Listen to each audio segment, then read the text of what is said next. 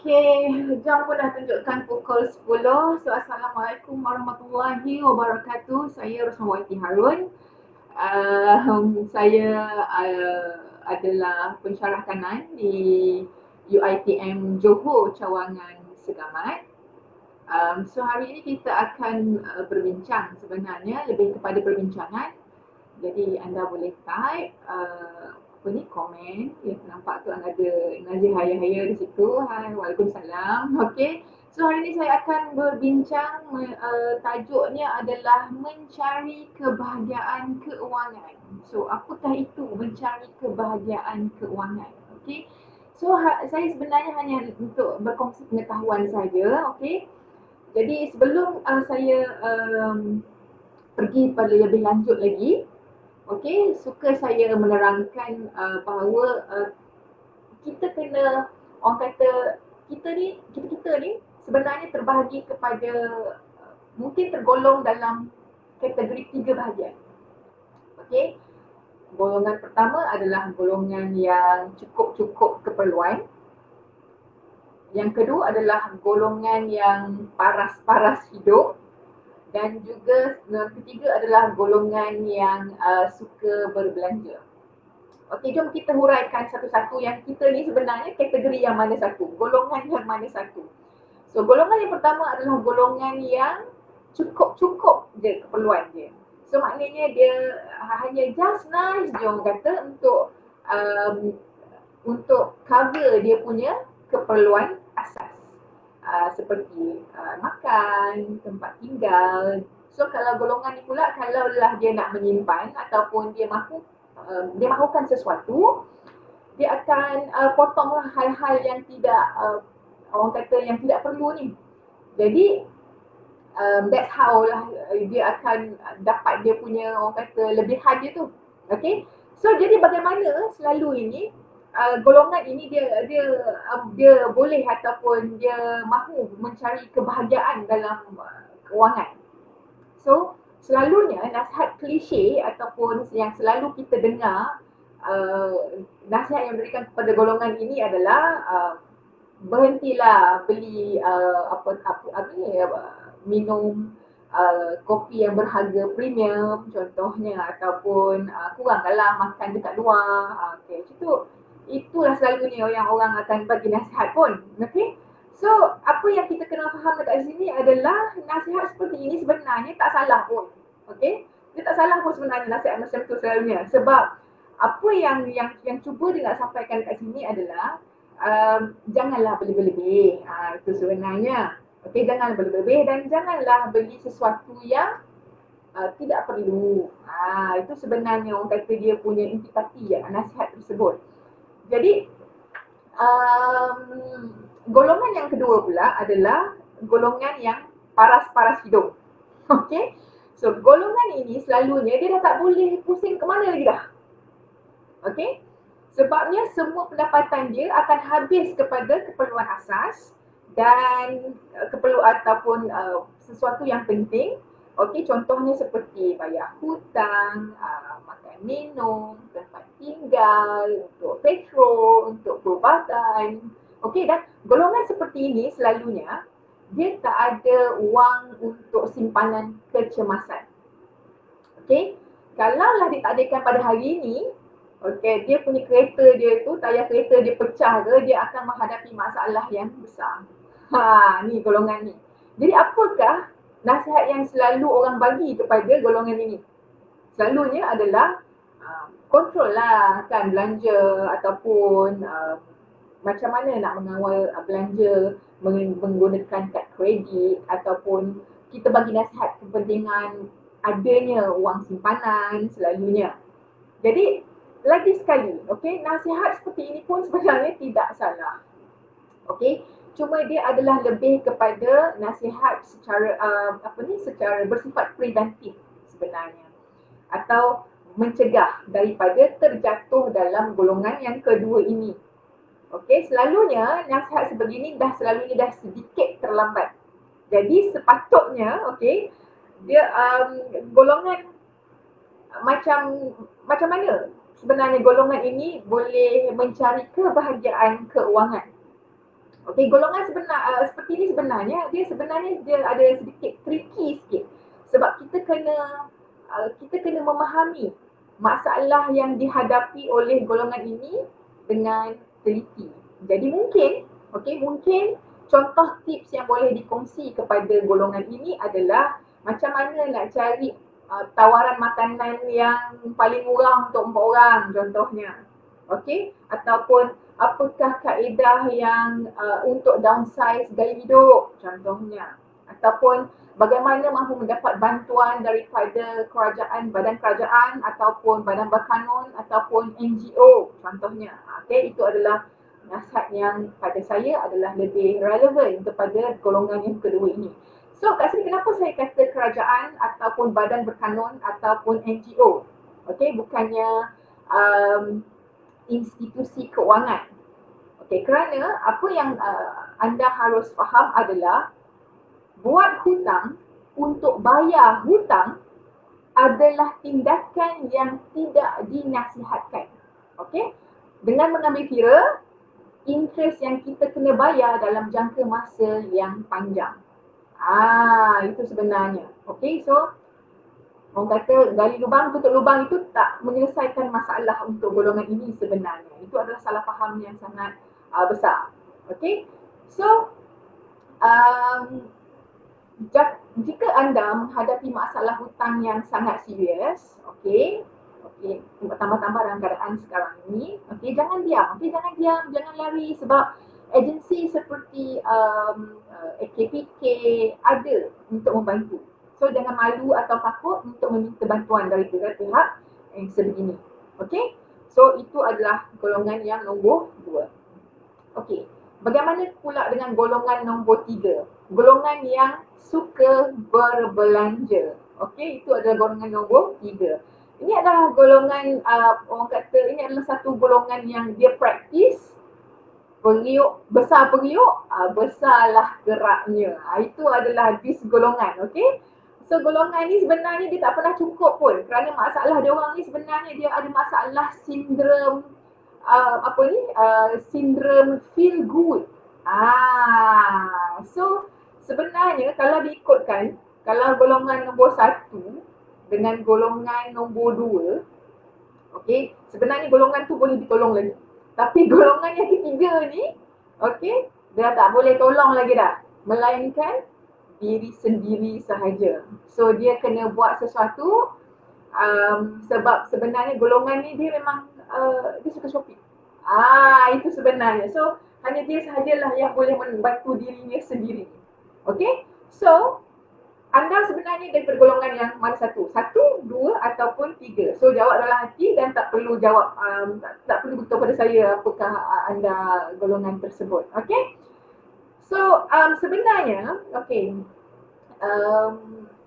kebahagiaan kewangan ini sebenarnya hanya akan tercapai apabila kita sebenarnya ada sedikit lebihan wang ataupun at least kita ada duit menyimpan ataupun kita boleh beli apa yang kita perlu tanpa perlu mengikat perut. Itulah sebenarnya kebahagiaan keuangan. Okey. Anda boleh argue mengatakan yang money is not everything. Duit bukanlah segala-galanya. Tapi harus diingat semua ni perlukan duit. Okey? So bagaimana sebenarnya kita nak orang kata nak make peace dengan kewangan kita sekarang ini. Okey? So bagaimana sebenarnya? Bagaimana kita nak achieve orang kata kebahagiaan itu? Sebab bagaimana kita boleh earn more than we spend? Bagaimana kita boleh menjana pendapatan yang lebih? Okey? So, nasihat ini mungkin selalu anda dengar. Okey, tapi itulah hakikat yang kita tak boleh nafikan sebenarnya. So, apakah dia? Okey, ada dua. Sebenarnya, kita kena spend less than you earn. Okey, kita kena belanja kurang daripada apa yang pendapatan kita. Ataupun kita kena earn more daripada apa yang kita spend. Okey, benda yang sebenarnya sama sebenarnya. Okey, we have to spend less than we earn dan kita kena earn more than we spend. Okey, tapi bagaimana sebenarnya caranya nak buatkan, nak achieve dua benda itu? Okey, so nombor satu adalah kita haruslah, one of the ways adalah kita haruslah menjana pendapatan secara aktif. Nombor satu, menjana pendapatan secara aktif. Apakah itu? Yang ini adalah menjana pendapatan secara aktif ni maksudnya adalah kita ni kena melibatkan diri kita secara langsung dengan kerja tersebut. Contohnya, mungkin kita kena buat kerja part time, okey, dengan selain daripada apa kerja yang kita ada sekarang ini. Okey, itu adalah one of the way lah. Benda yang contoh apa nama ni, apa kata paling yang mudah sekali adalah orang kata bagaimana nak menjana pendapatan secara aktif adalah benda yang paling mudah adalah kita kena monetizekan kita punya hobi. Apakah itu monetize our hobi? Okey, sekarang ni tanya diri kita sendiri, kita minat apa? Dan kemudiannya kita tanya balik semula, adakah kita boleh menjana pendapatan kita dengan kita punya hobi kita ni? Contoh, okey, suka fotografi. So, mungkin kita cari kaedah bagaimana kita boleh menjual kita punya talent fotografi kita ini supaya kita dapat upah lah daripada kita punya hobi kita nanti. Mungkin kalau tuan-puan suka make-up, okey, so mungkin boleh apa nama ni, ambil upah untuk wedding, untuk dinner contohnya. Okey, ataupun suka buat kek dan pastry. Kan. So mungkin boleh mulakan hobi anda, cuba market dekat tempat kerja contohnya, ataupun jiran tetangga, okey, ataupun suka merchandise, misalnya contohnya seperti merchandise hard rock contohnya, okey, mungkin boleh berniaga secara online ataupun boleh juga berniaga print items. So apa-apa aja, okey, apa-apa aja. Jadikan ia sebagai satu medium, okey, hobi kita tu kita jadikan dia sebagai satu medium untuk mendapat pendapatan kita yang lebih. Okey, jika anda tak pasti sebenarnya, tak tahu nak buat apa, okey, rasa macam nak buat sesuatu, rasa nak buat benda A contohnya, okey, orang putih kata just do it, okey, buat aja, lakukan aja. Sebab kalau gagal sekalipun, jadikan ia sebagai pelajaran. Mungkin tak jadi, tapi kita cuba lagi cara yang lain pula. Bak kata orang putih ni lah, nama dia Thomas Edison. Dia adalah orang yang mencipta apa nama ni, mentol lampu. Dia pernah cakap, dia kata, I have not failed. Okay, I have just found 10,000 ways that won't work. Atau dalam bahasa Melayunya adalah, saya tak gagal, saya cuma dah tahu 10,000 cara macam mana benda ini boleh jadi gagal. So itu adalah dia punya positif, orang kata thinking yang dia embed pada diri dia supaya dia terus berusaha dan berusaha lagi.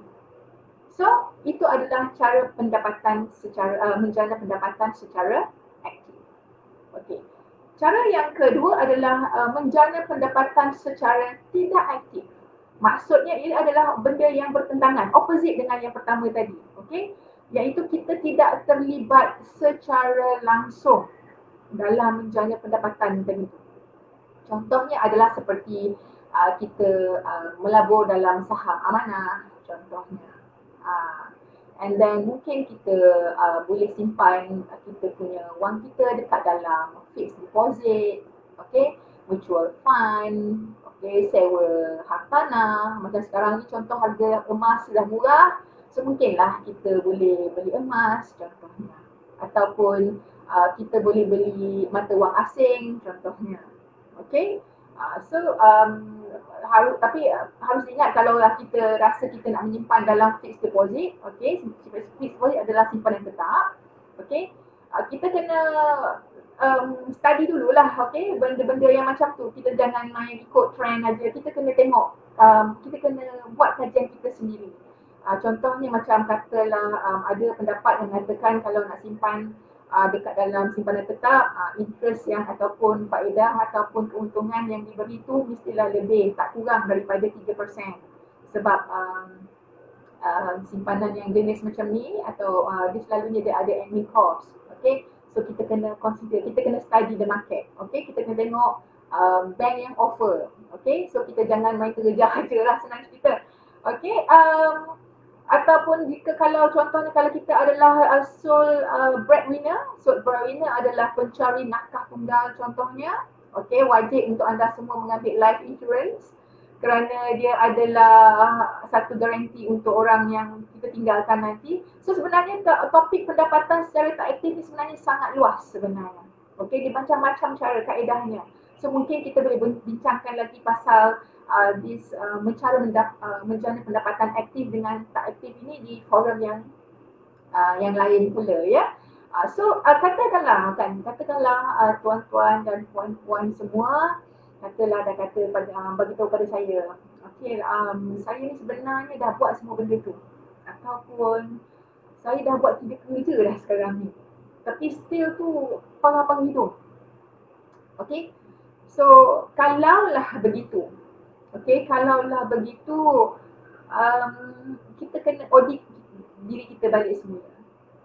Okey, mungkin ada kebocoran di mana-mana. Kebocoran poket maksud saya tu. So, kenapa saya cakap begitu? Sebab usaha yang kita buat ni, okay, dia haruslah seiring dengan kita punya habit. Apakah habit itu? Kita kena tukar habit.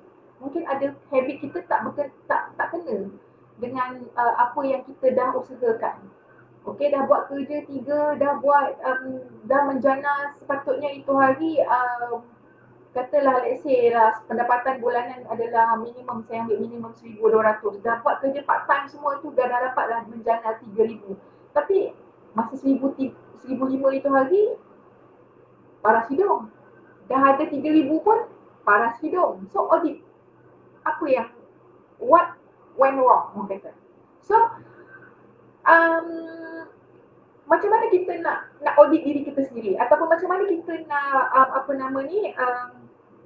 tukar habit ataupun tukar lifestyle. Okey, saya suka nak bahagikan cadangan saya ini kepada 3 bahagian.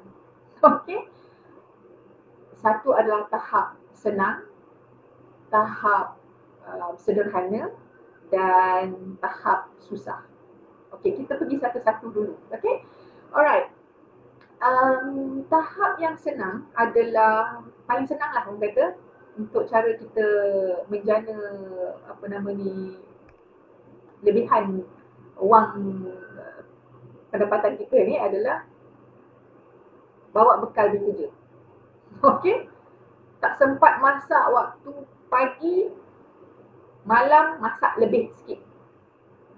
Okey, jadi esok kita boleh tinggal bawa aje kita punya lebih makan malam tadi itu. Okay, we have to plan ahead. Kita kena plan nak bawa bekal apa esok. So kita kena susun strategi. Esok nak bawa bekal apa? Kalau ada nasi lebih, nak gorenglah nasi. Kalau ada ayam lebih, buatlah sandwich. So jangan peduli, okay? Jangan peduli orang nak kata kenapa kita bawa bekal lah, tak best lah bawa bekal lah. Dia nak apa? Dia nak kata kita nak pergi haji balik hari ke apa ke, itu biarlah dia nak cakap apa pun. Okay? Sebab kenapa saya kata itu? Itulah cara kita berjimat pula. Okay? So bayangkanlah, okay? Katalah sekali kita pergi lunch, contohnya kita habis RM10. Okay, RM10 darab dengan 22 hari kita bekerja, kita sebulan, okay, kita dah jimat RM220 sebulan. Kalau setahun, 22 hari tadi tu, RM10 tadi tu, sebulan kita dapat jimat RM220. Kalau setahun, kita dah dapat save lebih kurang dalam RM2,640. So insyaAllah kalau kita betul caranya, kita ada lebihan itu. Okay, another tips adalah yang senang adalah bawa air. Bawa air sendiri kat mana-mana pun. At least jimat RM2-3 untuk beli daripada kita punya mineral water ini. Okay, lagi bagus. Okay, sebab jika kita minum air kosong, kalau boleh kita jadikan minum air kosong ini sebagai satu tabiat sihat. Okay, kita dapat jimat, at the same time kita juga, badan kita juga sihat, insyaAllah. Okay, bawa air. Okay, tadi bawa bekal, ni bawa air. Okay, lepas itu ini adalah khusus untuk ladies. Okay, ladies, jangan beli terlalu banyak baju ataupun tudung. Okay, anda tidak memerlukan 365 helai baju dan tudung ataupun kasut untuk pergi kerja. Cukuplah seadanya aja. Small wardrobe, orang kata, itu adalah cukup sebenarnya, kerana jangan malu lah, orang kata jangan malu jika baju yang kita pakai tu sama je aja berulang-ulang selama sehingga 10 tahun. Okey, jangan malu buat benda alah apa, praktis benda tu. Okey, sebab melainkan jika saiz kita dah bertukar, okey, daripada kecil jadi besar tu terpaksa lah kan, tapi cukuplah seadanya, orang kata seadanya baju saja. Okey, alright. Lepas tu another way yang senang adalah mungkin kita perlu batalkan langganan yang tidak perlu, especially contohnya macam majalah, okey. Sebab kadang-kadang tu contohnya langganan majalah ni kadang-kadang kita ada tapi kadang-kadang tu tak baca pun. Contohnya, okey. Audit balik semula apa belanja kita. Okey, itu yang level senang. Level senang aja. Okey. Tahap yang sederhana pula ataupun tahap medium adalah kita buat belanjawan bulanan. Jadi kita kena set target. Berapa yang boleh kita belanja pada setiap minggu. Okey, contohnya RM150. Kita cuma target seminggu boleh belanja RM150 saja, contoh. Okey, ikut kepada kemampuan anda. Okey, so kita letakkan RM150 ni dalam 4 envelope campur surat, 4 envelope sebab refer kepada 4 minggu. Okey, so kita kawal diri kita untuk belanja sebanyak itu sahaja. So jiwa kena kental dalam kalau buat benda tu. Sebab tu saya kategorikan dia sebagai tahap sederhana. Okey, jiwa kena kental untuk supaya kita follow apa yang kita dah belanjawan kita tadi. Okey, itu nombor 1 untuk tahap sederhana.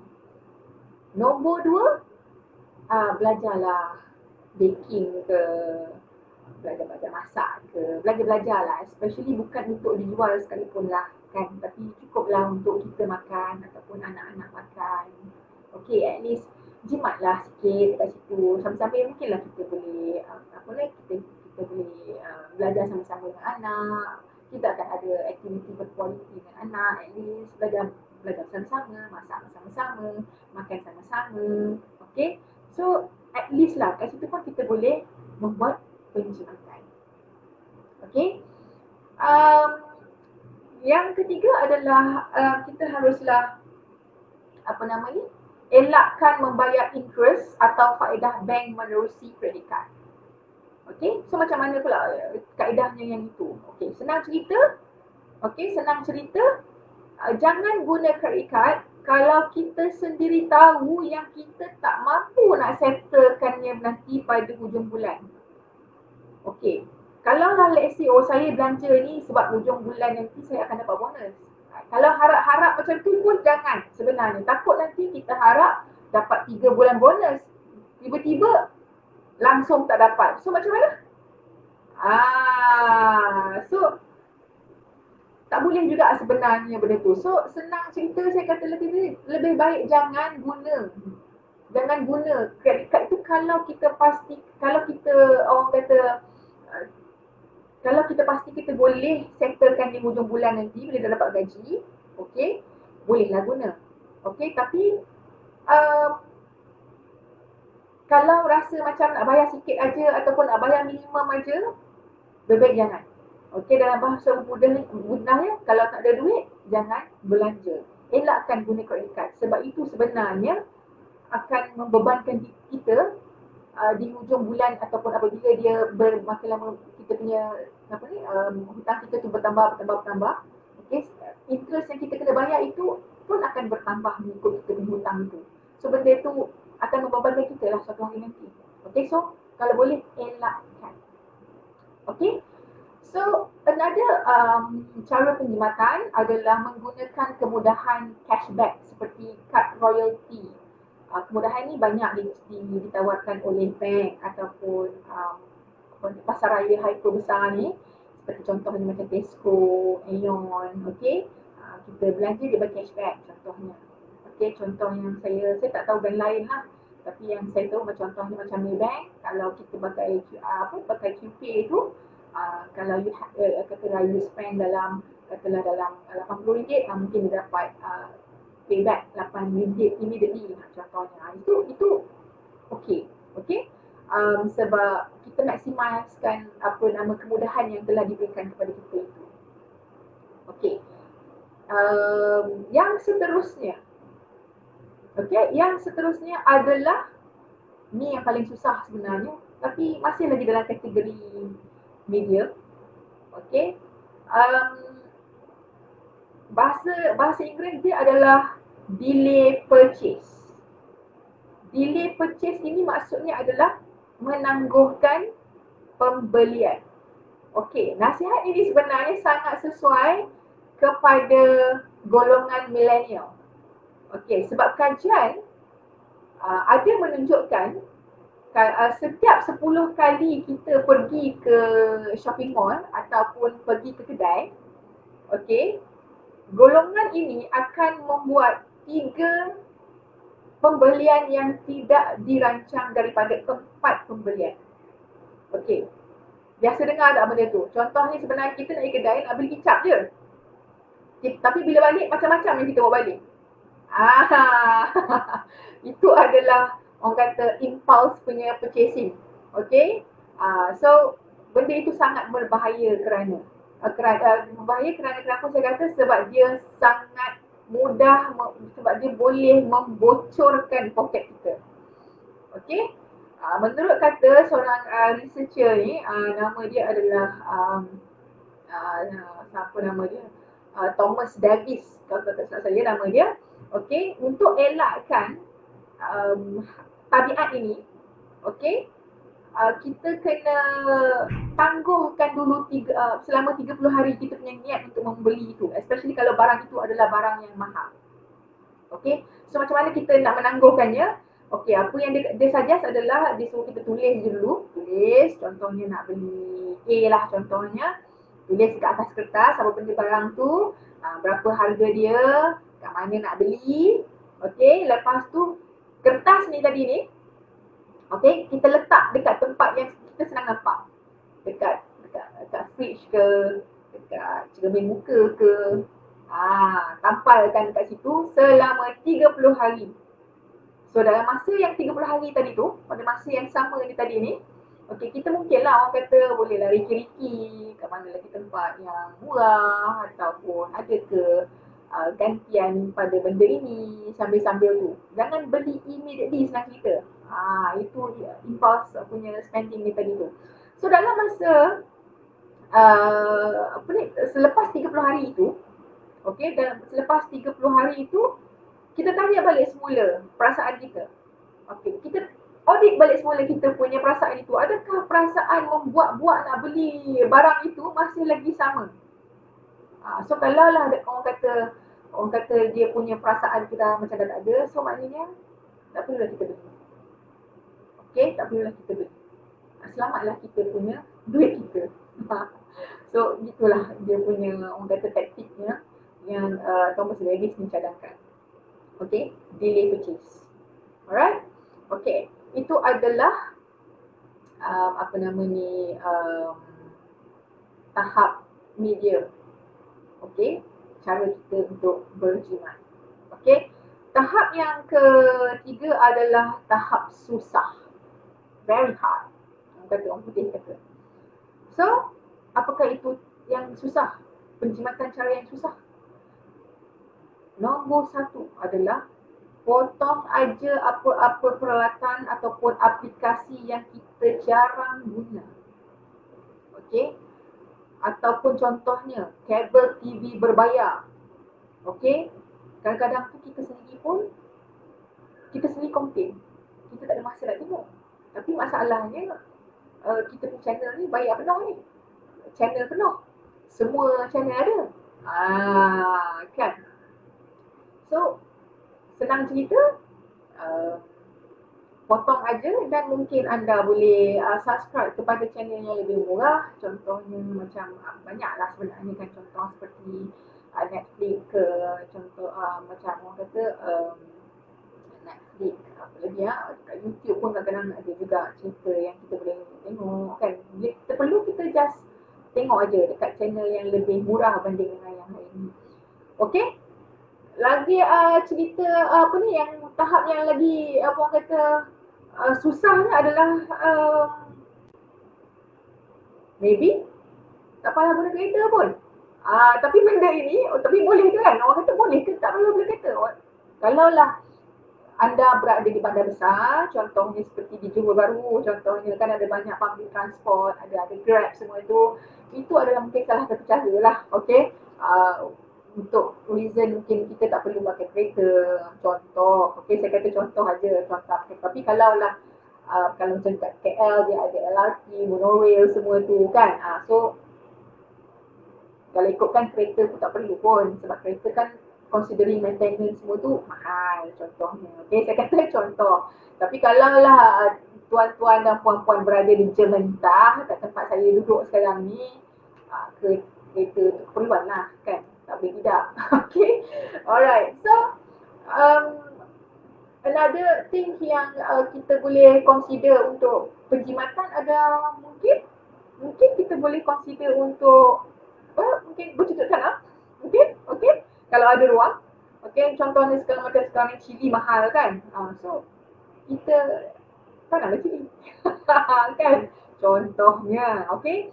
Tapi itu hanyalah carangan aja orang kata. Okay, kalau boleh buat, boleh buat. Kalau tak payah. Kalau tak dapat, tak payahlah. Okay. Tapi yang another one ni saya rasa insyaAllah anda boleh melakukannya. Walaupun dia susah. Apakah dia? Jangan pergi ke shopping mall. Sebab kenapa saya kata jangan pergi ke shopping mall? Macam saya kata tadi lah. Niat nak shopping, nak window shopping je, nak jalan-jalan, nak tengok-tengok aja, nak cuci-cuci mata aja. Tapi somehow tiba-tiba terbeli. Terbeli, itulah tu kebocoran poket pun berlaku. Lepas tu rupa-rupanya macam tiba-tiba rasa bersalah pula, rasa menyesal pula. So kita nak elakkan benda tu sebenarnya. Okay, another way adalah kita uninstall segala shopping apps. Contohnya Lazada lah, Shopee lah, Zalora lah, semua tu kan. Especially sekarang ni ada banyak pula sale ni, 3-3 lah, 11-11 lah. Chinese New Year lah, apa ni dak ada launching new product lah. Jangan peduli dengan semua tu. Okay, kita kena aim sekarang ni, kita kena ubah gaya hidup kita sekarang ni. Kita nak mencapai kebahagiaan keuangan kita, kita nak ada lebihan wang yang kita usahakan selama ni. Okay, so kita kena elakkan benda-benda macam ni. Okay, lepas tu mungkin kita boleh consider untuk buat challenge untuk diri kita sendiri. Contohnya no spend challenge contohnya, ataupun challenge tak nak tengok sale selama sebulan contohnya. Ataupun mungkin kita boleh buat challenge untuk diri sendiri, kumpul si hijau challenge contohnya, ataupun masak sendiri challenge contohnya. Okay, kita cabar diri kita sendiri untuk buat benda-benda tu. Sebab macam saya kata tadi, niat kita tu kita nak elakkan kebocoran poket kita tadi tu. Macam saya kata tadi, kita dah berusaha untuk bekerja keras untuk mendapat lebihan wang. So kita kena elak lah benda-benda ni. Lepas tu another one adalah janganlah terlalu setia. Setia apa pula? Janganlah terlalu setia kepada satu produk sahaja. Contohnya, contoh aja saya bagi ni orang kata brand loyalty. Kalau tak ada Nescafe, ibarat hariku tidak bererti contohnya. Kalau tak ada Colgate gigiku tak bersih contohnya, okey. No, carilah pengganti yang lebih murah. Itu yang saya sebenarnya yang saya nak bagi tahu tu. Okey, kenapa? Sebab kadang-kadang, okey, kadang-kadang brand yang nama-nama besar ni dia kadang-kadang tu dia overpriced. Okey. So sebenarnya dan harga dia adalah lebih lebih mahal sebenarnya daripada jenama generik yang lain. Okey, sebab kadang-kadang tu kalau lah kita tengok dekat saya bagi contoh aja ya, macam contoh macam Tesco dia ada produk dia sendiri. Okey, instead of kita orang kata apa nama ni kita beli contohnya macam nugget yang mahal harganya RM14-15 satu kilo tu, mungkin kita boleh tukar kepada brand yang lebih murah yang harganya pun mungkin lebih sedap, okey, pada orang kata home brand pada that particular syarikat pasaraya itu. Okey, so kita tukar brand. Jangan terlalu setia kepada satu brand itu sahaja. Okey. Lepas tu another way yang kita boleh cuba adalah ini tips ni sebenarnya saya dapat daripada Chef Wan. Okey. Chef Wan kata jangan malu untuk apa ni simpan makanan yang lebihan yang kita ada tadi tu dalam freezer. Okey, ataupun mungkin kita boleh masak sekali kita masak tu dalam untuk 3 portion punya makan. Okey, 3 kali makan. Okey, kita simpan dalam kita punya freezer. Lepas tu nanti 2-3 hari lepas tu kita boleh perangatkan dia balik semula. Sebab dia kata dia sendiri yang kata dia sendiri pun buat macam tu untuk cara kadang-kadang tu kalau dia malas ke ataupun dia nak berjimat ke ataupun tu itu adalah cara dia. Okey, so kita boleh kita pun boleh juga buat benda yang sama. Okey. Orang kata jangan malu dan segan untuk makan makanan orang kata perangat ni. Okey, ulang benda yang sama pun tak apa. Okey. And then mungkin juga cara yang lain adalah dengan menggantikan sumber protein yang kita selalu orang kata ambil. Contohnya tak perlulah kita nak masak ayam setiap hari contohnya. Ini contoh aja ya. Tak perlulah kita nak makan daging ataupun ikan sebagai sumber protein harian kita. Mungkin kita gantikan benda yang lebih murah seperti telur, lentils. Okay. So benda tu mungkinlah susah tapi orang kata secara gradually kita boleh improve. Okay. And then yang paling terakhir sekali, kaedah yang susah penjimatan adalah berhenti merokok. Okey, tak ada penerangan lanjut pasal kaedah ini. Saya cuma kata just berhenti merokok. Okey? Okey. Itu je yang saya nak kata. Okey? So akhir sekali, okey, tuan-tuan dan puan-puan yang saya hormati sekalian, gunalah apa saja cara sekalipun asalkan dia adalah berjaya. Yang saya nak bagi tahu ni sebenarnya hanyalah cadangan sahaja. Okey, kita kena identify kita ni golongan yang mana. Orang kata yang penting kita tahu keperluan kita sendiri, kita tahu kemampuan kita sendiri dan kurang-kurangnya sedikit sebanyak dengan apa yang tips yang saya telah berikan tadi itu sedikit sebanyak kita dapatlah mencapai sedikit kebahagiaan dengan lebihan duit yang kita ada untuk kita simpan ataupun untuk kita gunakan di waktu kecemasan dan semua itulah. Okay. So saya rasa setakat ini itu sahajalah yang saya rasa saya boleh kongsikan bersama dengan anda semua. Saya rasa kita ada lebih kurang dalam 20 minit lagi untuk sesi orang kata perbincangan ataupun tanya soalan. So saya buka ruangan ini untuk anda semua bertanya lah. So, InsyaAllah kalau yang saya boleh jawab tu saya akan jawab ataupun kalau nak dapat jawab pun mungkin saya minta pendapat daripada anda semua untuk kita sama-sama belajar apakah kaedah. Okey, kaedah yang kita boleh kongsi sama-sama. Okey? Saya welcome, soalan daripada anda semua.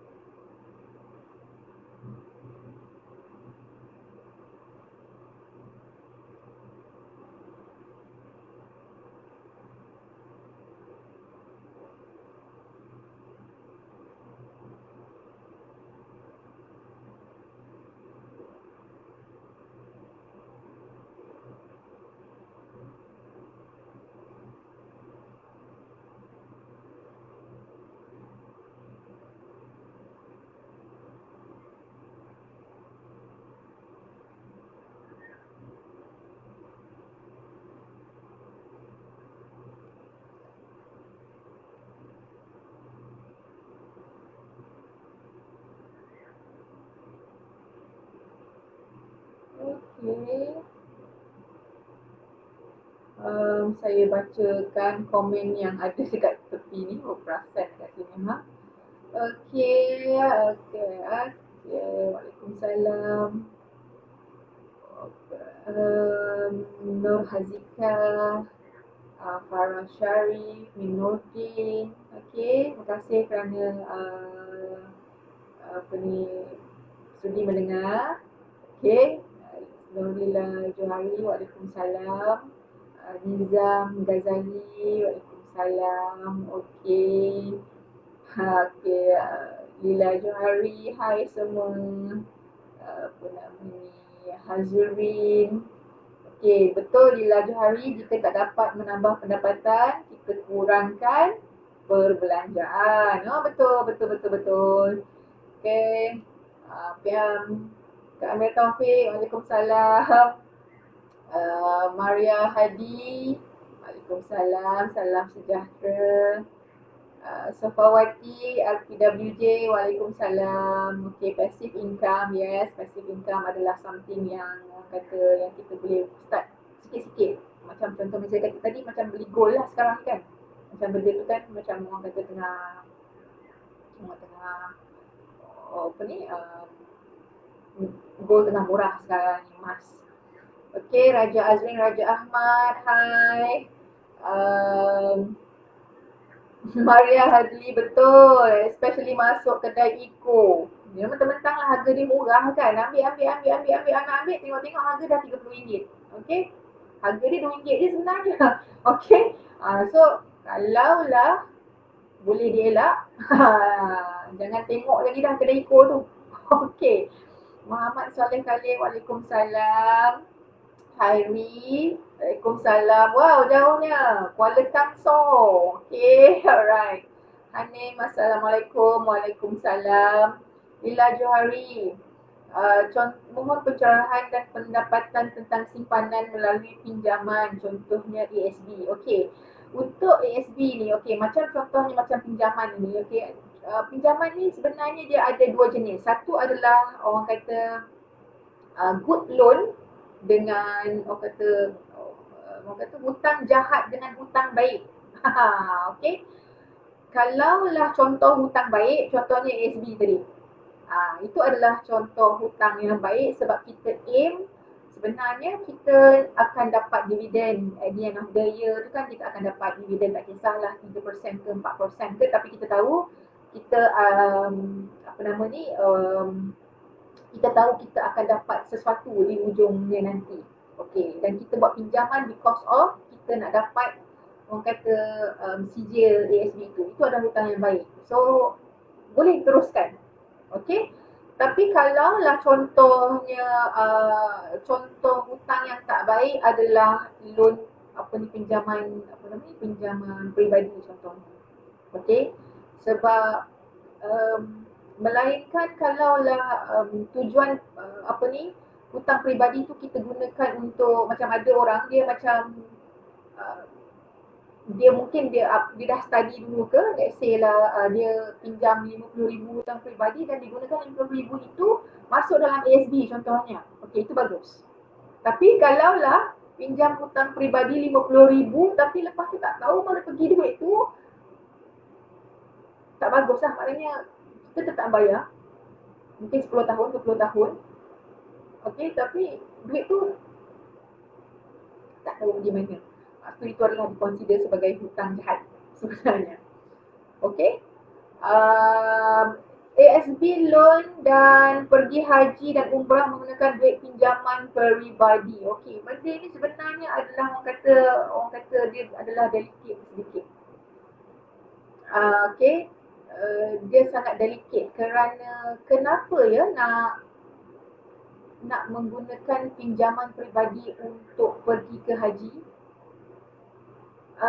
Sebab maafkan saya kalau saya salah, boleh betulkan.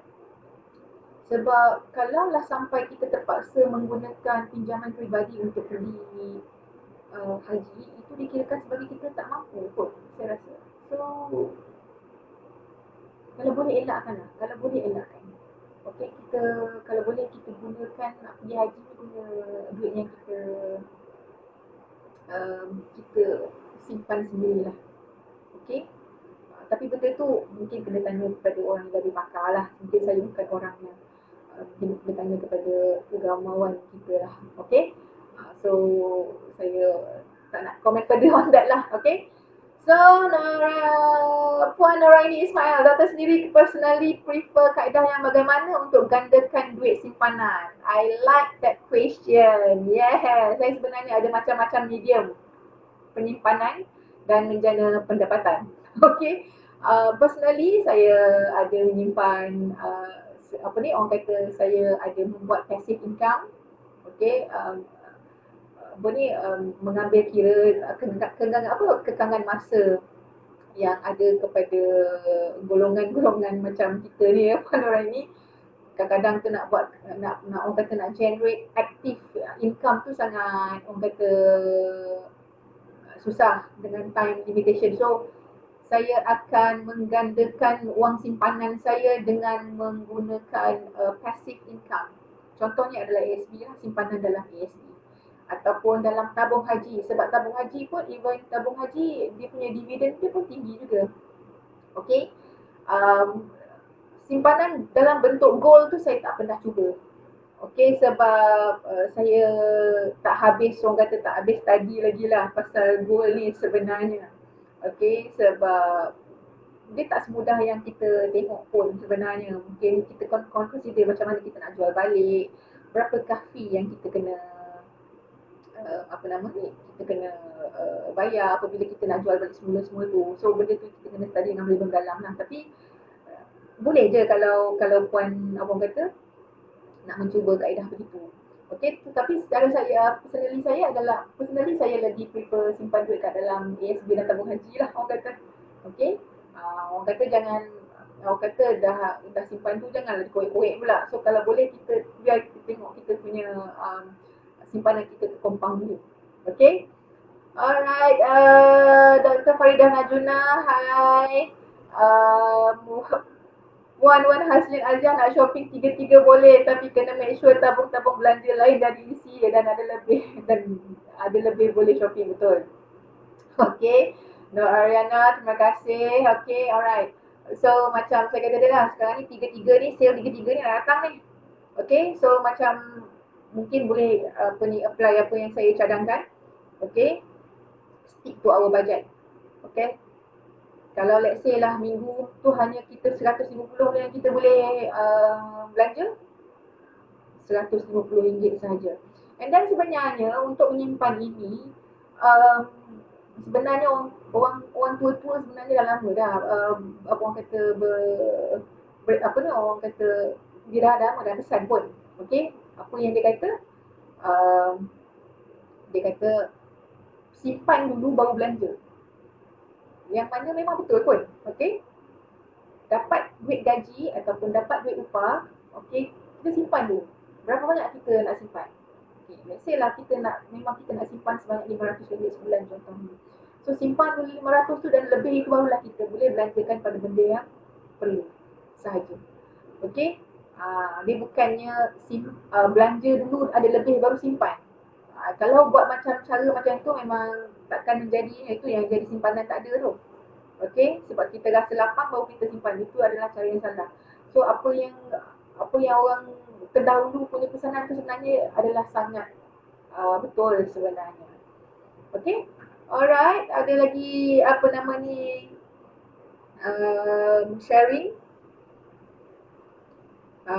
yang apa nama ni yang kita boleh bincangkan sama-sama.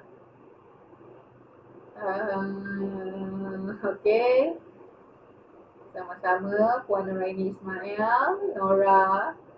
Nora, minimalist lifestyle is the best. Yes, betul. Okay. So kalau bolehlah seboleh-bolehnya. Okay, janganlah kita practice besar periuk, besarlah geraknya itu. Okay. Sebenarnya banyak je pesanan-pesanan orang lama-lama. Okay. Macam contohnya even Dia orang kata apa, katalah macam contohnya macam kita, especially yang orang yang memang ada orang apa yang bekerja tetap ni.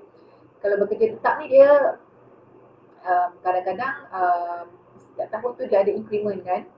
Katalah increment adalah sebanyak RM100 setahun contohnya. So one of the way adalah untuk cara menyimpan adalah kenaikan gaji tahunan kita tu, itu yang kita simpan. So maknanya kita masih lagi maintain kita punya lifestyle kita ni. Okay, masih lagi berbelanja seperti sedia ada, seadanya, tapi kenaikan gaji kita itu kita cepat-cepat simpan terus. So itu adalah one of the way. Dia sebenarnya macam-macam cara lah sebenarnya untuk kita memaksimumkan kita punya simpanan kita. Okey, macam yang saya kata tadi, gunalah apa cara sekalipun asalkan dia menjadi. So apa yang saya cadangkan itu adalah mungkin tuan-tuan dan puan boleh consider jugalah sebenarnya. Jadi mungkin ada, kalau boleh buat semua, buatlah semua. Kalau ada sedikit pun, alhamdulillah lah. Okey. Jadi ada lagi soalan ataupun sharing yang kita boleh bincang sama-sama lagi, sebab lagi tinggal lagi about 7 minutes sahaja lagi untuk kita end kita punya live. Thank you, sangat special, sama-sama Nora. Okay. Memang tak dinafikan, lately terutamanya penjawat awam dihantui dengan kemudahan pinjaman peribadi dari pihak bank dengan syarat mudah mudah mendapat pengesahan majikan dan potongan luar payslip. Apa pandangan doktor? Okey, sebenarnya macam contohnya macam bank semua ni kan. Bank ni dia business sebenarnya. Kita kena faham. Okey? Kita kena faham bank punya nature dia. Dia memang cari business. Okey? Kita adalah pengguna. Okay, now dia akan especially orang yang ada personal loan contohnya kan, kadang-kadang tu kita punya loan tu dah tinggal RM10,000 je pun contohnya, ataupun RM5,000 je pun contohnya, dia akan call, puan, hutang ada RM5,000 je lagi ni kan, kita ni dah set dalam kepala dah ni, hutang lagi lepas tu bebas hutang dah, tak ada hutang lagi dah dengan bank A ni kan. Tiba-tiba bank telefon, kalau kita ada offer sekarang ni untuk penjawat awam, interest murah, approve dalam masa 3 hari, potong gaji lah apa semua, very smooth kan. Ataupun dia ada pre-approve pun, sebab puan adalah apa nama ni, existing punya customer, jadi kita bagi memang dapat approve terus lah. Puan say yes je, hantar payslip, approve, kita pun setuju. So itu kita kena faham, itu adalah bank punya taktik dia untuk mencari dia, untuk menjana dia punya pendapatan. Tapi kita ni bagaimana? So macam saya kata, kalau rasa worth it, ambil lah. Kalau rasa jiwa kental, boleh menepis, cakap je lah tak nak. Okay? Macam contohnya macam public mature tadi tu, okay, dia bergantung juga sebenarnya. Sebab public mature ni kadang-kadang tu dia ada unit trust. Of which kalau dia adalah unit trust, okay. Yang apa yang saya cakap tadi tu, yang apa tadi tu, itu adalah apa orang kata, personal loan yang disebut overlapping punya refinance lah, sebutan yang lain, apa term dia yang lain tu. Yang itu is not good actually. Okay? Kalau kita seboleh-bolehnya kita nak bebaskan diri kita daripada hutang. So kalaulah kita dapat panggilan bank sebegitu, kalaulah seboleh-bolehnya tuan-tuan dan puan-puan boleh elaklah. Okay?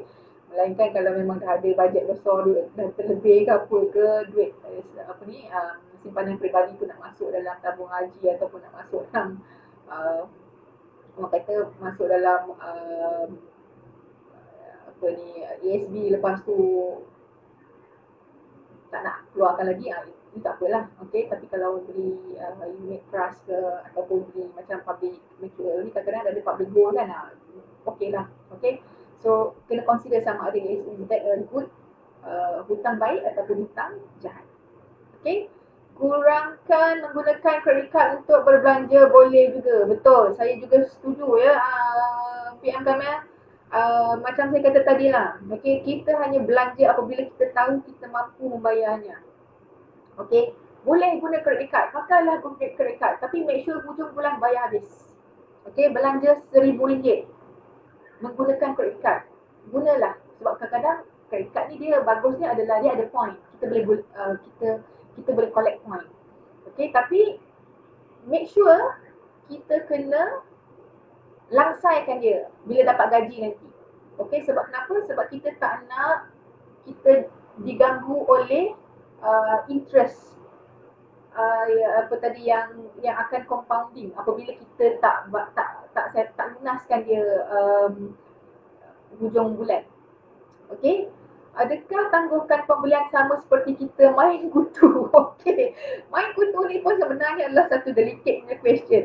Sebab sebenarnya main kutu ni kan tuan-tuan puan, sebenarnya itu adalah dia sebenarnya tidak di-approve oleh bank negara. So berhati-hati. So tangguhkan pembelian sama seperti kita main kutu tu susah. Saya pun tak reti nak jawab lah main kutu ni sebab saya dia tak sama sebenarnya.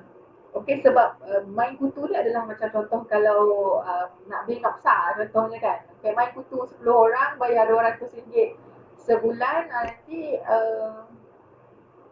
dia menangguhkan pembelian ni sebenarnya tujuan dia adalah untuk kita orang kata menenangkan, bagi tempoh bertenang pada kita sama ada kita nak beli ataupun tak. Sebab kalau kita tak beli, kita dapat jimat. Kalau kita main kutu, maknanya kita memang dah confirm nak beli benda tu. So, no, pembelian bertangguh itu adalah tidak sama seperti main kutu. Sebab main kutu, at the end kita dapat barang tu. Kalau menangguhkan pembelian, dia ada masih lagi beli ataupun tak beli. Okay. Okay, so Nora. Okay, pengurusan kewangan ketika new normal dan masa dulu sama ke berbeza? Ini pun soalan ni pun menarik juga. Tapi masa kita dah lagi 2 minit, saya jawab dengan pantasnya. Okay, pengurusan adalah new normal dengan sebelum ini adalah sangat berbeza. Okay, considering sekarang ini dengan ramai yang orang kata business affected. Okay, mungkin orang yang bekerja tetap, penjawat awam mungkin tak berapa nak, mungkin orang kata tak berapa terasa dia punya impact itu berbanding dengan orang yang bekerja sendiri ataupun apa nama ni orang kata yang lain kan. So maknanya of course, okay, kita kena adjust accordingly. Okay, even kita yang apa pun masih lagi apa nama ni kita harus orang kata berbelanja secara berhemah. Sekarang ni orang kata menyimpan itu adalah benda yang paling utama untuk kita praktiskan untuk selama untuk apa orang kata sehari-hari, untuk kita punya seharian punya apa nama kata amalan kita.